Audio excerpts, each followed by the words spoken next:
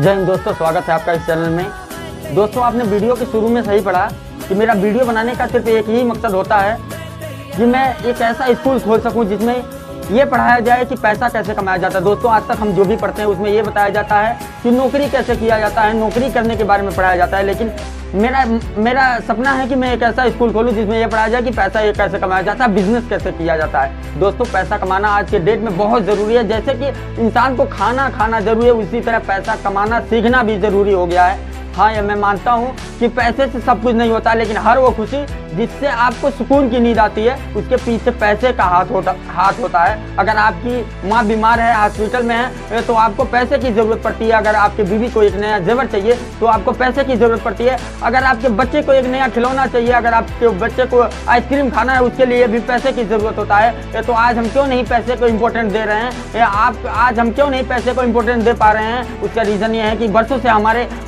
से हमारे माइंड में ये भर दिया गया है कि पैसा एक बुरी बला है। दोस्तों, ये पैसा बुरी बला नहीं है, पैसा बला को टालने वाला चीज़ है। दोस्तों, आज पैसे को कमाना बहुत ज़रूरी है। ये पैसे को ज़्यादा से ज़्यादा कमाना, बिजनेस के तरीकों को सीखना, पैसे कमाने का एक से ज़्यादा रास्ता सीखना बहुत ज़रूरी है। दोस्तों, मैं आपको एक छोटी सी स्टोरी से बताना चाहता हूँ। रात को 11 बजे एक आदमी जाता है और एक दरवाज़ा खटखटाता है। दरवाज़ा खटखटाने के बाद एक लड़का आता है अंदर से, एक नौजवान अंदर से आता है और दरवाजे को खोलता है और तो वो बूढ़ा आदमी पूछता है कि भैया ये रवि का घर है? तो कहता है हाँ ये रवि का घर है। तो वो कहता थैंक गॉड, मैं अपने मंजिल पे पहुंच गया। बूढ़ा बेचारा थर कांप रहा था, इसलिए कि बाहर बारिश हो रही थी और ऑटो से निकला। ऑटो से निकलने के बाद उसका हालत ख़राब था। जब उसने ये बताया कि ये रवि का घर है तो उस बूढ़ा आदमी ने उसे नौजवान को एक खत देता है और नौजवान ने उस खत को पढ़ा तब तक कि ये बूढ़ा आदमी कहता है कि क्या एक गिलास पानी मिलेगा? नौजवान ने कहा ऐसा है बाबा, आप अंदर आ जाइए। अंदर ले आकर बैठाता है। उसके बाद उनसे कहता है कि ऐसा है कि आप आराम से आज रात भर रुकिए, कल आपका काम हो जाएगा। तो दूसरे दिन बाहर वो आदमी निकलता है। उसके बाद ऑटो वाले से कहता कि आप जाइए और ये रात भर आज यहीं रुकेंगे। उसके बाद दूसरे दिन क्या होता है, वो आदमी उनको लेता है और साथ में लेकर चल देता है।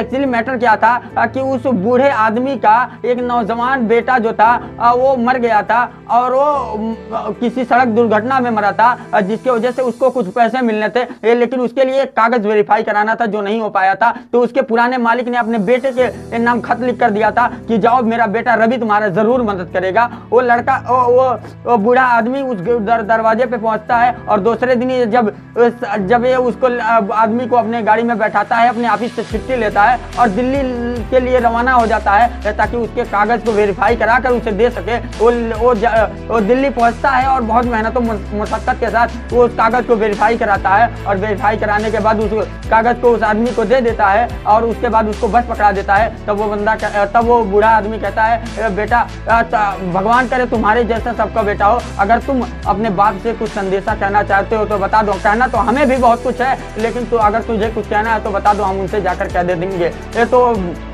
तो नौजवान आदमी कहता है कि बाबा ऐसी बात है, माफ़ करिएगा, मैं वो रवि नहीं हूँ जिस रवि को आप ढूंढ रहे थे। मैं वो रवि नहीं हूँ जिसका पते को आप ढूंढते हुए मेरे घर आए थे। तो बूढ़ा आदमी हैरत में पड़ जाता है। फिर वो पूछता है कि आप कौन हो? वो कहता है कि मेरा नाम भी रवि है और इसीलिए मेरे आवाज़ पे रवि निवास लिखा था।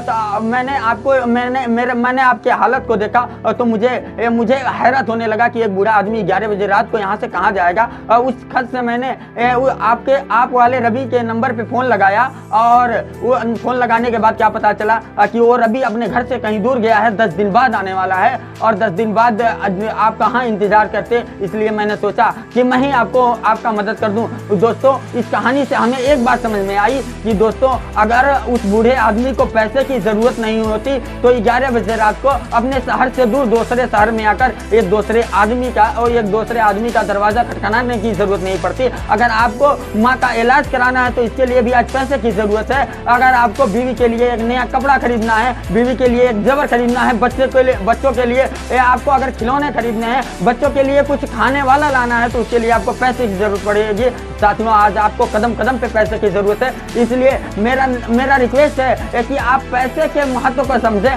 आप अपना रोज़ाना आज के लोगों को देखिए, तो आज के लोग दिन भर आज सोशल मीडिया पे लगे हुए हैं, सेमी पोर्न देखने में लगे हुए हैं। ये दोस्तों, मेरा आपसे एक निवेदन है कि आप जो 1 घंटा सेमी पोर्न देखने में लगाते हैं, उसमें से 10 मिनट निकालकर नॉलेज का वीडियो देखिए, नॉलेज के किताबें पढ़िए, नॉलेज के बारे में किसी से, बिजनेस के बारे में किसी से सीखिए। एक पैसा कैसे कमाया जाता है, इसके अनेक तरीकों को सीखने का प्रयास करिए, इसलिए कि ये बहुत ज़रूरी है। अगर आपके पास पैसा कमाने के अनेक तरीके नहीं है, आप किसी एक नौकरी पे डिपेंड है, आप किसी एक छोटे मोटे दुकान लेकर उसमें आप उसमें हमेशा से लगे हुए हैं, तो आप अपने फ्यूचर के लिए सही नहीं कर रहे हैं। पैसा कमाने के अनेक तरीके सीखना बहुत ज़रूरी है, क्योंकि जब आपके पास अनेक तरीके हैं तो आप ज़्यादा से ज़्यादा कमा सकेंगे। आप ज़्यादा से ज़्यादा रास्ते जानते हैं तो ज़्यादा से ज़्यादा कमाई भी कर पाएंगे। दोस्तों, मैं आज की बात यहीं पर ख़त्म करते हैं। वीडियो अगर अच्छी लगी तो लाइक करिए, चैनल को सब्सक्राइब करिए, मदद करिए ना हमारी,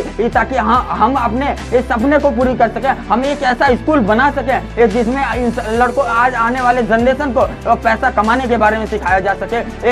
आने वाले लड़कों को ये बताया जा सके कि तुम आज जो 17-18 साल की उम्र में इधर उधर अपना टाइम बर्बाद कर रहे हो, एक दिन तुम्हारे पछतावे का कारण बनेगा। दोस्तों, अगर आप हमारा में मदद करते हैं तो हमें बहुत खुशी होती है। चलते हैं, तब तक जय हिंद।